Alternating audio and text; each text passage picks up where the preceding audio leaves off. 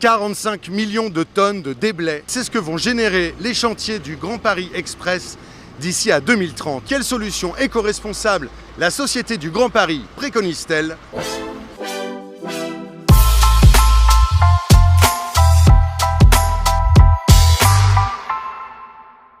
François, tu es directeur commercial de la société Iprema. En quoi consiste votre collaboration avec la Société du Grand Paris ? Et notre rôle, c'est de réceptionner les déconstructions issues entre autres de ces chantiers du Grand Paris, de les recycler en granulats et de fournir en matériaux recyclés les chantiers du Grand Paris Express. Tu nous ferais visiter le site ?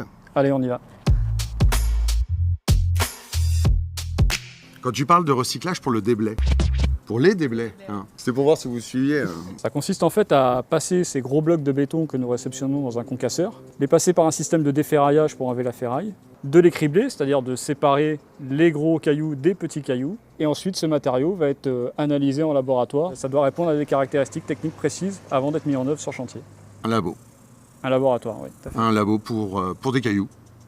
Pour des cailloux. Ok.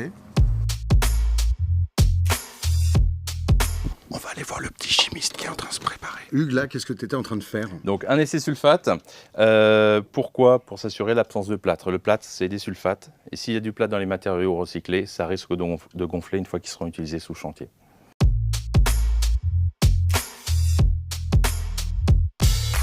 Changement d'ambiance, changement de site, nous sommes actuellement à Lagny où après avoir été criblés et caractérisés, nos déblais vont être recyclés là-bas. Alors Antoine, le recyclage ici se fait à la chaux. En quoi ça consiste ? Alors on va commencer par un premier contrôle visuel à l'entrée, ici sur ce pont bascule. Et ensuite on entame le processus à la chaux pour inerter le matériau et le rendre insensible à l'eau. Vous avez compris ? Et ce matériau-là, Ça peut être des voiries douces, ça peut être en enrobage de canalisation autour des tuyaux, ou encore pour la fabrication d'une piste cyclable. en quelques mots, les chantiers du Grand Paris Express façonnent l'avenir du Grand Paris, quoi. Voilà, c'est une économie qui est circulaire. Les déchets du Grand Paris peuvent être réutilisés pour des ressources, pour de nouveaux chantiers publics. Ici, on a la chance d'avoir un accès à la Marne et on peut charger des péniches qui vont acheminer les matériaux sur d'autres secteurs géographiques. Et question écologie, C'est gagnant, une péniche c'est 25 camions, donc autant de trafic routier économisé et côté bilan carbone, c'est tout bon. c'est clair.